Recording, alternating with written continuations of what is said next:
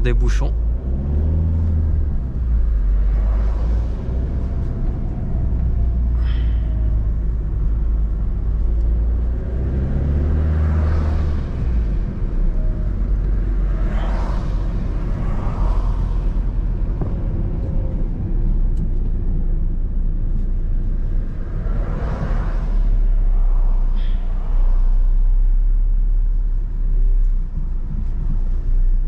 Cette Peugeot 206 SW, elle est de 2003.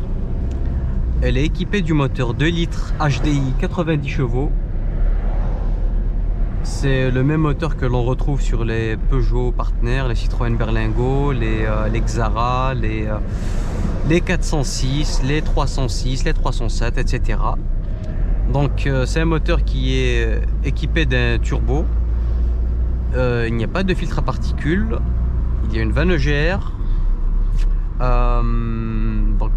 C'est un moteur qui est très costaud, fiable. Même s'il n'est pas très bien entretenu, il peut atteindre les 500 000 km aisément. Celle-là, elle a 122 000 km. 122 000 km, c'est rien pour une voiture qui a 20 ans. Ça veut dire qu'on est sur, sur une moyenne de 6 000 km par an. Ce qui est vraiment négligeable. En plus, elle est bien équipée. C'est une version XS avec l'ordinateur de bord, les sièges baquets, la climatisation automatique et digitale, hein, ce qui est vraiment rare pour un véhicule de cette année. Voilà, donc c'est un bon petit véhicule. Ce que vous devez surveiller sur les 206, quelle que soit l'année, ce sont les trains arrière. Les trains arrière sont très fragiles. Donc il faut bien vérifier si vous voulez en acheter une qu'il a bien été réalisé. Et toujours demander une facture bien sûr, hein. Voilà. Sinon le moteur 2 litres HDI 90 chevaux, vous pouvez y aller les yeux fermés. Voilà. Le seul inconvénient que vous puissiez trouver, c'est par rapport aux zones à faible émission. Alors les 2 litres HDI 90 chevaux sont classés critère 4. Voilà, critère 4. Donc vous pouvez être embêté dans un futur proche, c'est-à-dire à l'horizon 2024-2025, si vous habitez dans une métropole du style Grenoble, Lyon, Paris, Toulouse, Marseille, etc. Voilà.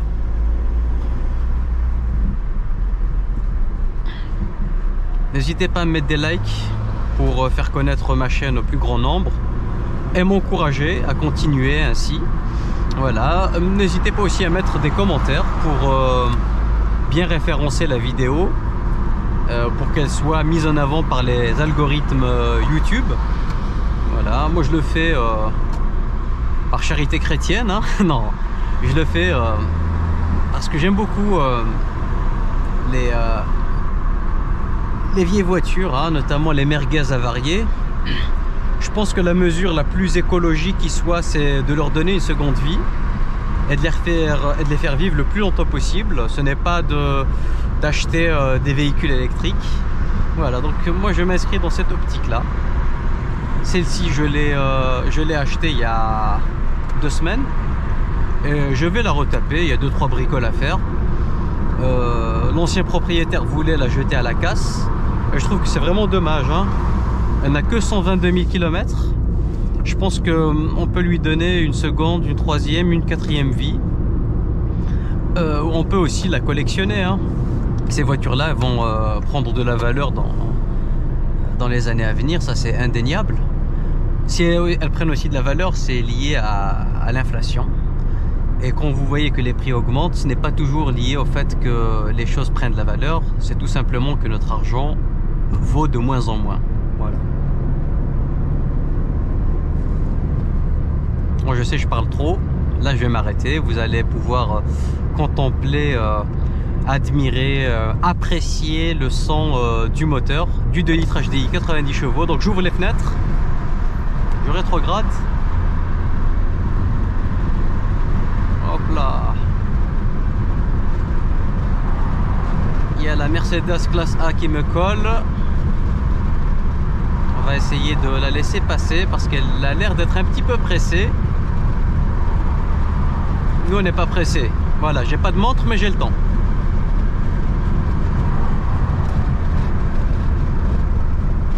là, allez. Passe avec ta classe A.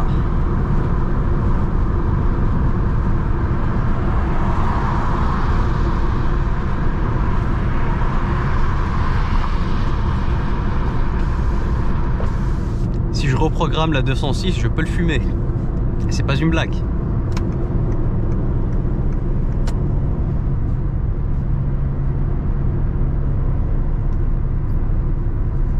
Là, il y a un radar. Donc les gens se mettent à ralentir. Parce qu'ils ont peur pour leur permis. Ce qui est tout à fait légitime et compréhensible.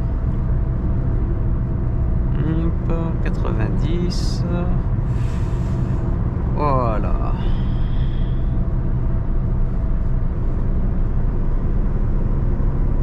C'est bon. On est tranquille maintenant qu'on a dépassé le radar. Mais bon, moi je respecte systématiquement les limitations de vitesse. Hein. D'ailleurs, beaucoup de gens sur les commentaires me critiquent à ce sujet et considèrent que je ne roule pas assez vite. Que le frein à main est toujours actionné, voilà, mais je sais que c'est affectueux de leur part. De toutes les manières, je m'en fiche des critiques. Le plus important pour moi, c'est de vous partager ces moments-là de conduite dans le respect de la légalité et des conditions générales d'utilisation de YouTube. Voilà.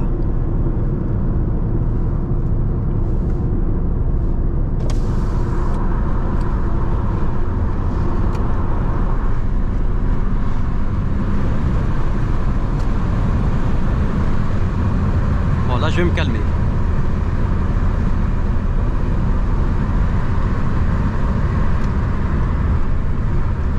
Oups là.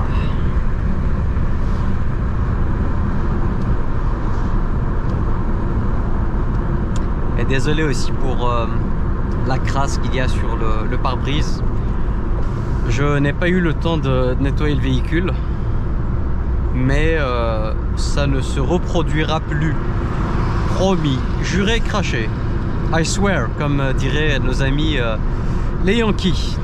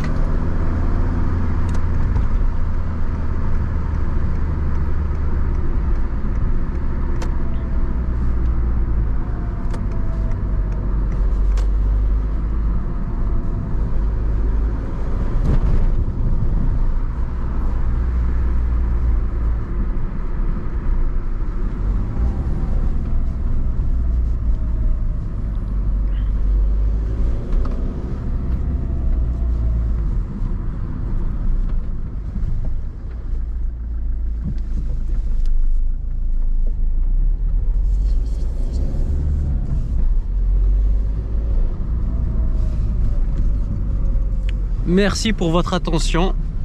N'hésitez pas à liker, partager et commenter. Ciao!